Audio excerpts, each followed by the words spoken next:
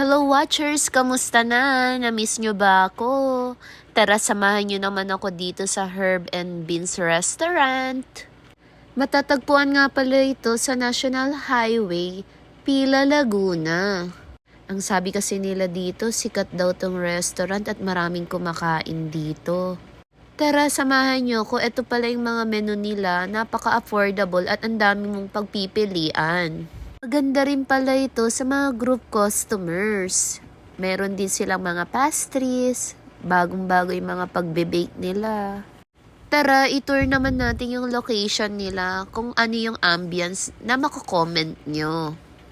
Pagpasok nyo, ayan pala yung makikita nyo. Meron din silang ino-offer na mga coffee dito. Next naman is yung mga wash hand area nila and toilet. So, okay naman din.